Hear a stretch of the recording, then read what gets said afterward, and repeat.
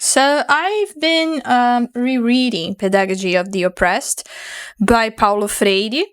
I had never read this in English before, so this translation is by Mira Bergman Ramos, and this has been published by Penguin Modern Classics, and this is like a seminal text, education in pedagogy. And I've been living through a crisis. In case you don't know, I am a teacher. I am a professor, so I am a teacher, essentially.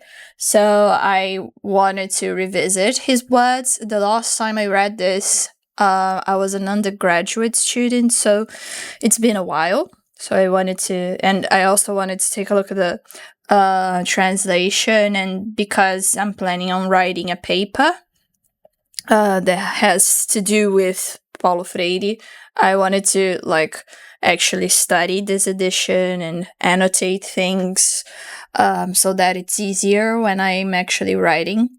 So I decided to do this kind of reading vlogs, not really a reading vlog, but like a reading diary. So I'm taking notes from each chapter, and I thought I'd share them with you in case you guys are interested in Paulo Freire. So Paulo Freire was Brazilian, but he's read all over the world, right?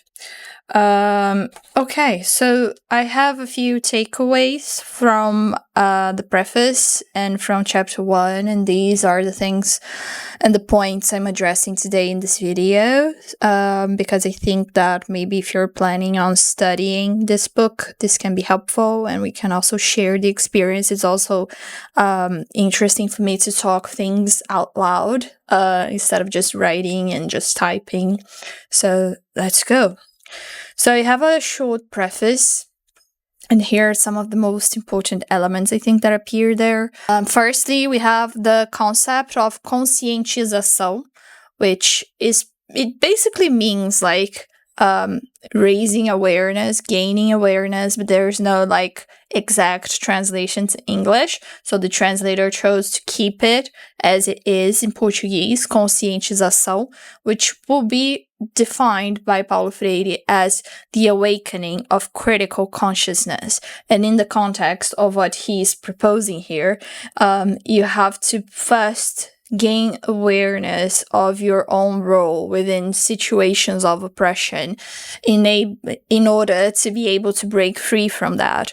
He's going to argue that both the oppressed and their oppressors are stuck in a relationship that dehumanizes them. The next point is the issue of confusing freedom with the maintenance of the status quo. So you are so used to things as they are that change might seem scary, and to accept and embrace the fact that you are not living in freedom can be scary. So he talks a lot about this, especially he develops this in chapter 1, this fear of freedom, basically. So confusing freedom with the maintenance of the status quo is a problem, and that's why people are so afraid of the possibility of a revolution, for instance.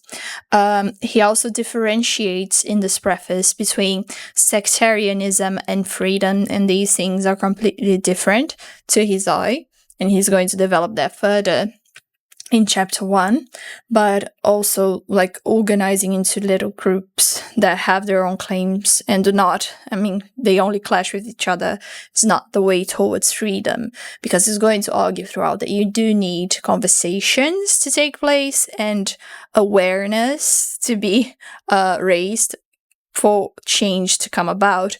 And he's going to differentiate then between radicals and sectarians. And he's going to argue that ultimately to bring about change, you do need to be a radical and not embrace things as they are. So these are the main points of the preface. Then he moves on to chapter 1. In chapter 1, he's going to argue that the problem of humanization departs from the recognition of dehumanization. So basically, for you to be able to oppress another human being, you need to dehumanize them to some degree. And so you do need to go through this process of rehumanization, because being an oppressor is also dehumanizing. So it is this very structure that he is studying here, and is studying manners and is studying ways in which you can destabilize it. So I'm going to read a quote for you. This is on page 18, in case you have this edition and you want to read with me. In order for this struggle to have meaning, the oppressed must not, in seeking to regain their humanity, which is the way to create it, become in turn oppressors of the oppressors, but rather restorers of the humanity of both. And this is so difficult, right? He's very aware of like the real world consequences and ramifications of the things that he's proposing here, and he's very clear that it's not just a theory, that is a actual desire of having these things unfold before his eyes as an educator, as someone who spent most of his life in the classroom. And obviously he's thinking through these things in the context of education.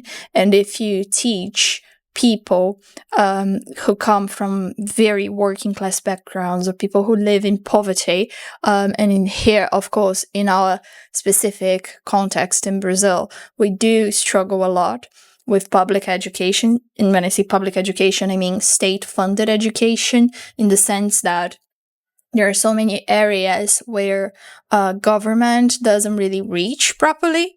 So there are, gangs fighting and gunshots and whatnot, and schools being closed by gun violence, and all of those different kinds of gangs. And there are so many other structural problems that are kind of embedded into this structure. So yeah, this is just one example of how difficult it is, and how these people need to gain awareness of the structures that make them into people who do not have access to the same opportunities as like middle class and upper class. And he's going to discuss this as well, this kind of class structure and middle class people more specifically, who are ultimately a problem, awareness wise. Okay. But ultimately, you should not simply, and this is also a huge problem, in seeking your own freedom, you shouldn't desire to occupy the place of the oppressor, which so often happens, and he's going to explore that as well, that because the model of a successful person is that of an oppressor, you will desire that ultimately as a kind of gut reaction to being oppressed.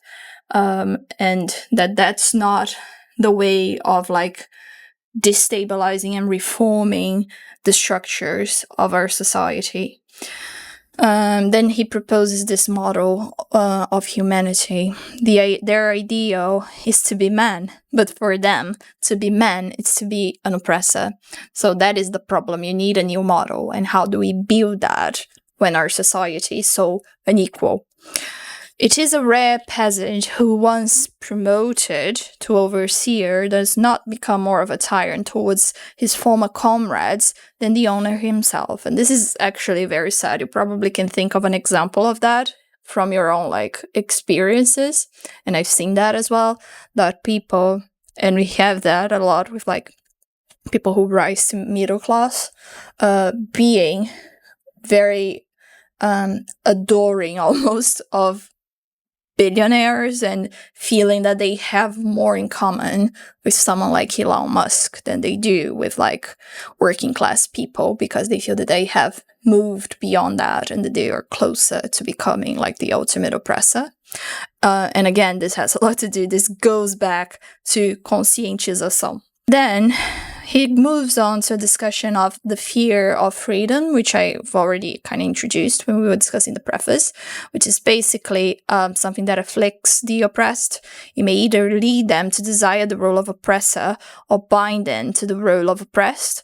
Like, let's just maintain things as they are because change can be traumatic, revolution can be traumatic, so let it just stay as it is, or maybe I can occupy that other position, but let's not question the structure itself.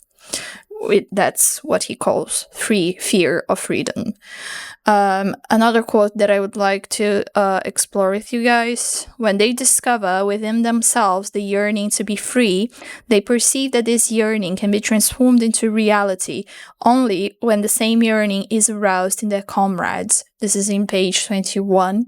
And again, this idea that for change to actually take place, you do need a collective effort. This is not an individual crusade, right? You need to think about other people. You need to think about the structure and what is wrong with it. It's not just what is wrong with you or with your own experience. And then there's this quote that I think I highlighted this one. It's in the following page 22, in which he says they prefer gregariousness to authentic comradeship. They prefer the security of conformity with their state of unfreedom to the creative communion produced by freedom and even the very pursuit of freedom. And it can be very scary because we as human beings have like a limited amount of time in this earth, and it might seem that, a revolution is a traumatic event, and how do you go about that? So there is a certain tendency towards remaining as we are in a kind of inertia, I suppose. And I think this idea of gregariousness instead of authentic comradeship is so remarkable, so extraordinary, because we see that a lot. People who don't even get along that well, just getting by because let's not rock the boat. He's going to describe liberation as a childbirth. To become a free person, you must abdicate from being either oppressor or oppressed. So you cannot continue using or living inside that experience of being oppressed and dragging that forever. You need to reinvent reality itself. We do need for freedom to elapse, in Paulo Freire's view, for people to imagine and actually work towards a different kind of social organization where people do not rely on exploiting others for things to actually get done. There is no point in acknowledging you are oppressed without taking action in the struggle towards achieving freedom. And this is so important. You need to take action. To know that you are oppressed but do nothing about it or just resent your oppressors will not really help free yourself or others and the people who are yet to come who will be oppressed as well. Discovering oneself to be an oppressor does not automatically produce any semblance of solidarity with the oppressed. One must take action. And then he goes into this territory of social performance in which people, from the perspective of the oppressor, will maybe feel inadequate in being an oppressor. They will acknowledge that they are oppressors, and maybe they will look for a way out through, charity or something like that. But that's not the way if you want to show solidarity to those that you are oppressing, wittingly or unwittingly, right? Solidarity, and this is such a brilliant idea, that solidarity is a radical posture. So he had already counterposed, right? Radicals and sectarians. So it's not the oppressors versus the oppressed. We are supposed to work together towards changing that. But of course, it is difficult. He's not saying that this is easy, because a lot of people who are oppressors are very comfortable in their position as oppressors. And again, a lot of people who are oppressed share this fear of freedom that he has already discussed. But this is such a beautiful formulation. I think solidarity is a radical posture. He goes into Hegel a bit to discuss that master and enslaved and servant structure philosophically. So I would like to share another quote with you guys from page 24, in which he says, "The oppressor is solidary with the oppressed only when he stops regarding the oppressed as an abstract category and sees them as persons who have been unjustly dealt with, deprived of their voice, cheated in the sale of their labor, when he stops making pious, sentimental, and individualistic gestures and risks an act of love.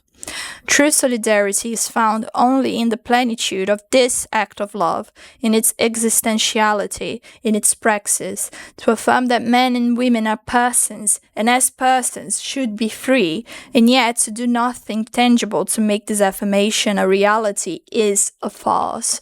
And this is something that, like, when I read this, as I said, I've been going through this bit of a crisis, work-related crisis, and this really struck me, that, like, to realize that you are in a position of helping, of actually showing solidarity and doing nothing, to have only a discourse, a theoretical perception of things does not help. You really do need to move, to take action, right? If you don't, you're just as bad as the people who don't even care, ultimately. The concrete situation which begets oppression must be transformed. Again, another amazing sentence by Paulo Freire. And it's true, right? He's addressing real life realities, real life experiences. And so there is no use in, like, simply making it into academic study. You know, if humankind produce social reality, which is the inversion of praxis, turns upon them and conditions them, then transforming their reality is a historical task, a task for humanity.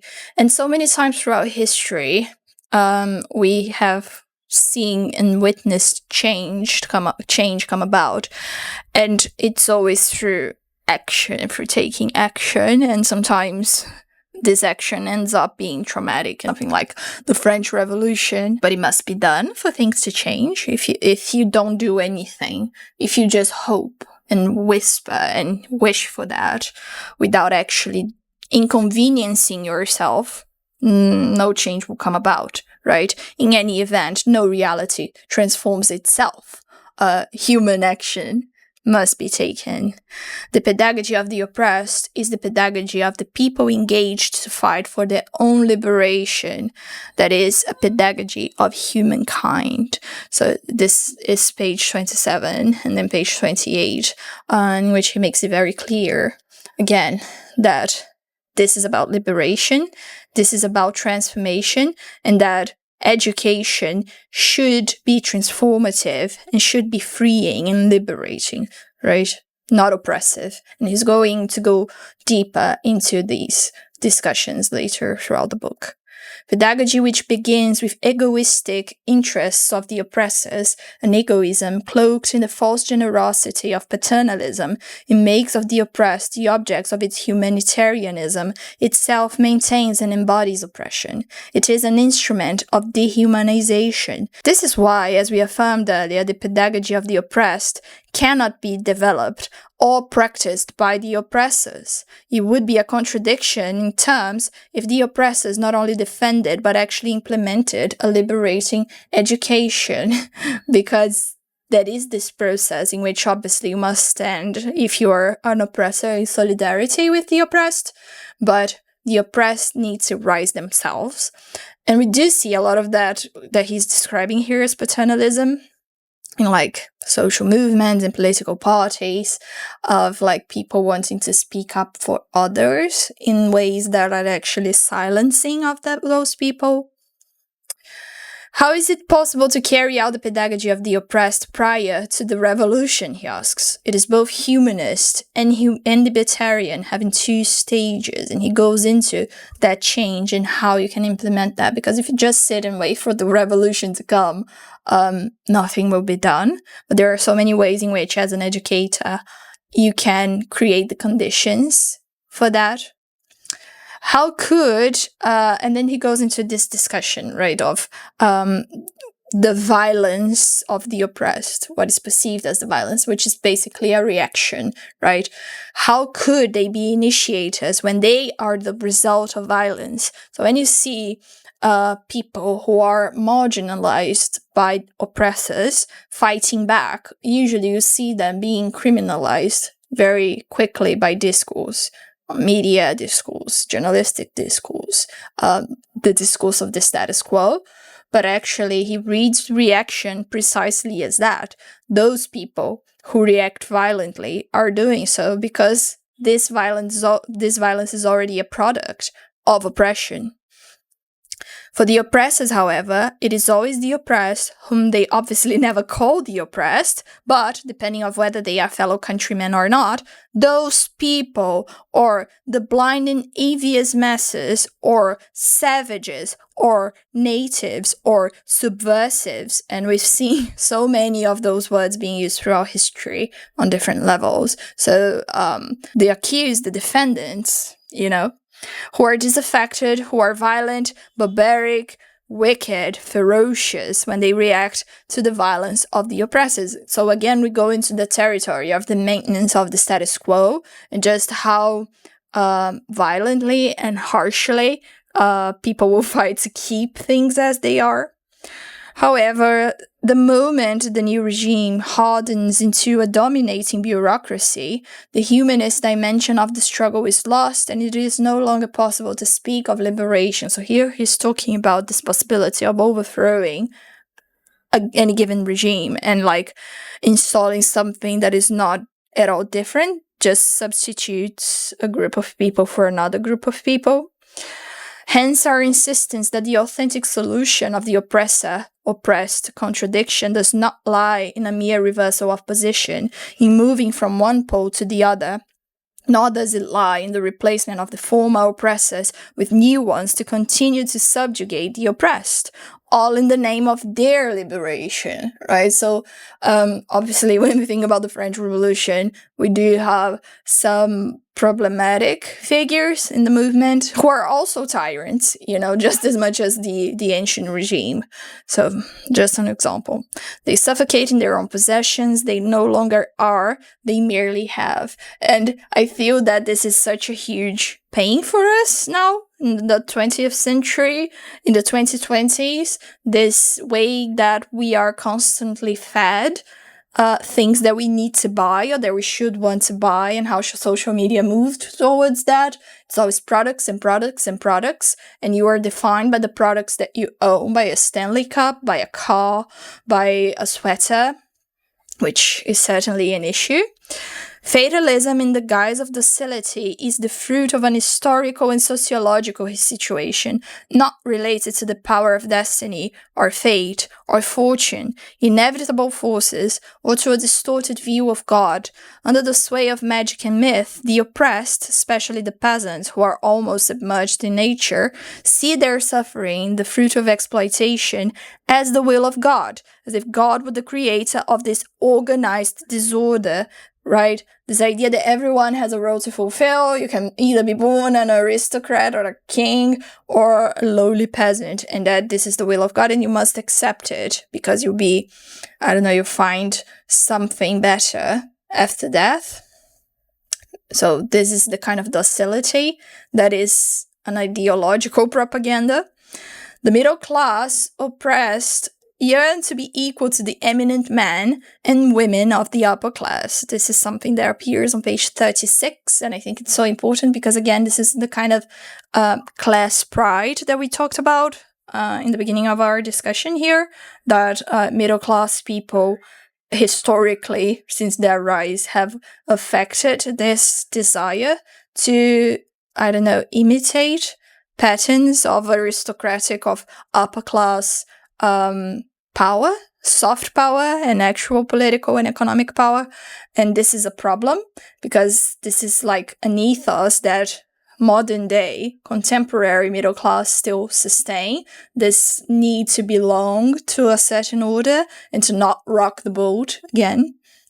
And the final section that I would like to discuss with you guys is propaganda, management, manipulation, all arms of domination cannot be the instruments of their rehumanization. So when you see people who describe themselves as being radicals, as being very left-wing, as wanting to change things up, using the same tools of communication or political action as, like, say, the alt-right, in Paulo Freire's view, that's not like a way to actually achieve one's goals, because this is dehumanizing as well. This is not liberating, right? Propaganda, management, manipulation, all arms of domination. They're ultimately, right, tools of domination that subjugate others. Of course, this is really hard to actually negotiate in real life, and he's very aware of that, and this is something that he also explores in the next few chapters. So this is what I wanted to discuss with you guys today. As I said, you can find the book in most bookshops, Amazon, and